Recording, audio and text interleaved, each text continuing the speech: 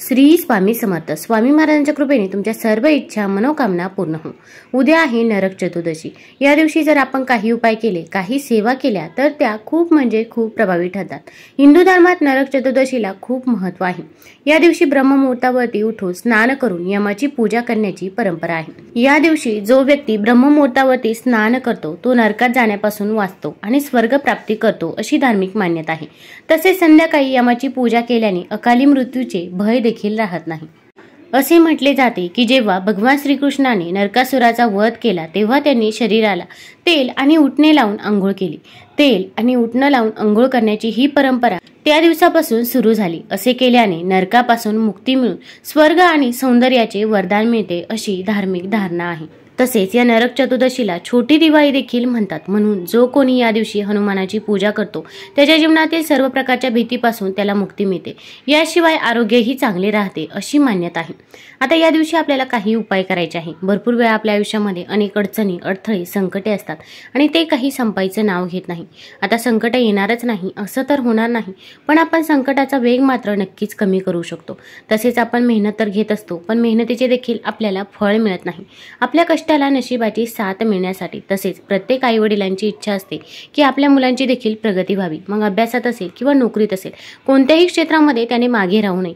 पण पाहिजे तसे होत नाही. मुलं अभ्यास तर करतात पण त्यांना पाहिजे तसे मार्क्स मिळत नाही किंवा त्यांच्या अभ्यासामध्ये लक्ष लागत नाही. तर या सर्व समस्या दूर होण्यासाठी आपल्याला या नरक चतुर्दशीच्या दिवशी काही उपाय व सेवा करायचे आहे.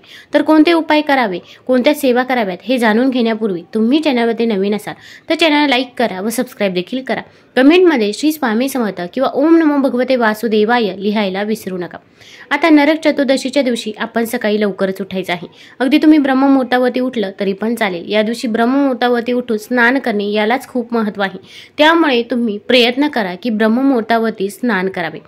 तर आता या दिवशी आपण अंघोळ करताना अंघोळच्या पाण्यामध्ये देखील काही वस्तू टाकायच्या आहे. त्यामधील सर्वात पहिली वस्तू म्हणजे आपण यामध्ये हळद टाकायची आहे. हळद ही भगवान विष्णू व माता लक्ष्मीला अत्यंत प्रिय आहे. तसेच हळद आपला गुरुग्रह देखील बळकट करत असते. तसेच या दिवशी पवित्र तीर्थस्थानी अंघोळ करणे याला खूप महत्त्व आहे, पण आपल्याला अशा ठिकाणी जाणे शक्य होत नाही. त्यामुळे आपण घरीच अंघोळीच्या पाण्यामध्ये 2 थेंब गंगाजल टाकून अंघोळ करायचे आहे. आता जर तुमच्याकडे गंगाजल नसेल तर अंघोळीच्या पाण्याकडे एकटक बघत राहायचं आहे. गंगा नदीचं स्मरण करायचं आहे आणि हर हर गंगे म्हणत आपण अंघोळ करायची आहे. यामुळे आपल्याला पवित्र तीर्थस्थानी स्नान केल्याचे पुण्यफळ हे प्राप्त होत असते.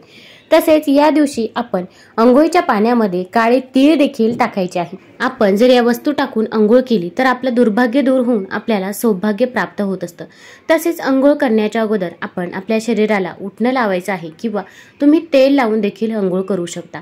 तसेच आपल्याकडे जर लक्ष्मी प्राप्ती होत नसेल, आपण कितीही प्रयत्न करा, आपल्याला आपल्या कष्टाचे फळ मिळत नसेल. एखादी व्यक्ती अशी असते की ती मेहनत तर भरपूर घेत असते पण तिच्याकडे पाहिजे तसा पैसा येत नाही किंवा आलेला पैसा हा स्थिर राहत नाही. तर अशा व्यक्तीने थोडीशी हळद घ्यायची आहे. हळदीमध्ये थोडंसं कच्चं दूध टाकायचं आहे आणि ते आपल्या शरीराला उद्या लावायचं आहे. तसेच दिवाळीच्या दिवशी देखील आपण हा उपाय करायचा आहे. आपण हे जर आपल्या शरीराला लावलं तर आपलं दुर्भाग्य दूर होत असतं व आपल्याकडे लक्ष्मी प्राप्ती ही होत असते. त्यामुळे आपण अगोदर हळद आणि दूध लावायचं आहे. त्यानंतर अंघोळीच्या पाण्यामध्ये या वस्तू टाकून अंघोळ करायची आहे.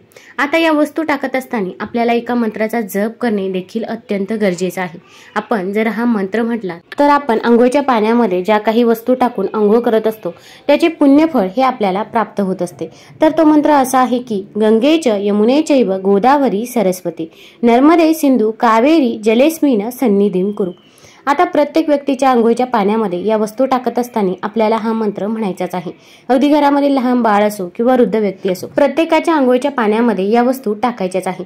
आता घरामध्ये एखादी व्यक्ती अशी असते की ती नेहमी नकारात्मक बोलत असते. आपण कितीही तिला सकारात्मक करण्याचा प्रयत्न करा किंवा एखाद्या व्यक्तीचा या गोष्टींवरती विश्वास नसतो. तसेच एखादी व्यक्ती व्यसनाधीन असेल किंवा आजारी असेल तर तिच्या देखील अंघोळीच्या पाण्यामध्ये आपण या वस्तू टाकायच्याच आहे.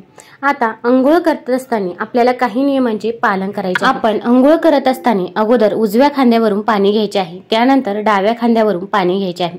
तसेच अंघोळ करत असताना आपण आपल्या मनामध्ये नकारात्मक विचार देखील आणायचे नाही. आपण ओम नमो भगवते वासुदेवाय या मंत्राचा जप करत राहायचा आहे. आता अंघोळ झाल्यानंतर या दिवशी तुम्ही पिवळ्या रंगाचे वस्त्र परिधान करायचे आहे. पिवळ्या रंगाचे वस्त्र नसतील तर तुम्ही पिवळ्या रंगाचा रुमाल देखील सोबत ठेवू शकता.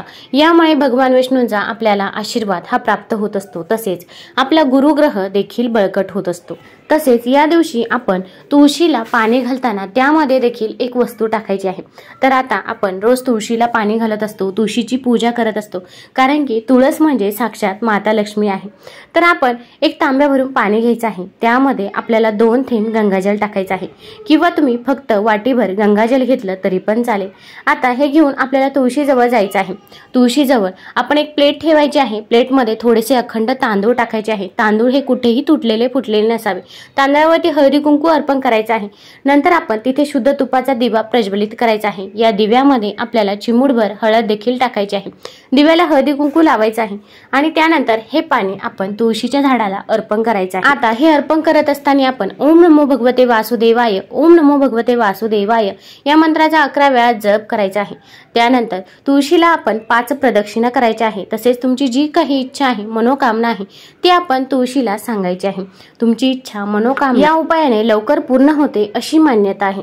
तुम्हाला जर शक्य असेल तर शुद्ध तुपाचाच दिवा तुळशीजवळ प्रज्वलित करावा.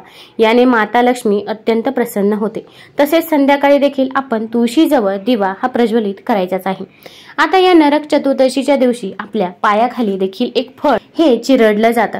आता प्रत्येक ठिकाणची पद्धत ही वेगवेगळी आहे, पण आता शहरामध्ये देखील ह्या पद्धतीचा अवलंब केला जातो. या फळाला कारेटे असे म्हणतात. आता तुम्ही जर बाजारामध्ये आजच्या दिवशी गेला तर तुम्हाला कारेटे हे फळ सहज मिळून जाईल.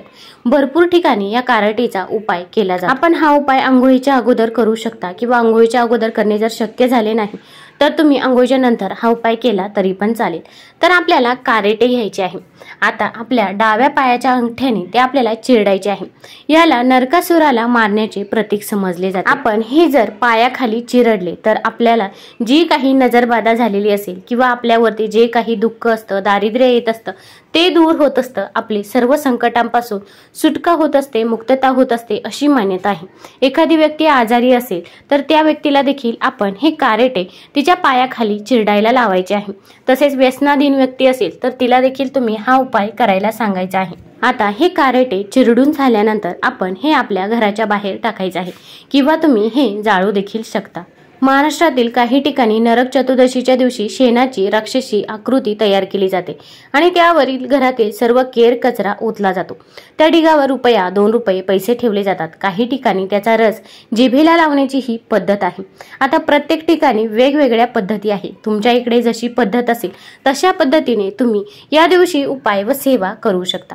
आता भरपूर वेळा अनेक जणांना नोकरी व व्यवसायामध्ये अडचणी, अडथळे येत असतात. तर अशा व्यक्तींनी रोज अंघोळीच्या पाण्यामध्ये 2 थेंब मध टाकायचे आहे आणि मध टाकून आपण अंघोळ करायची आहे.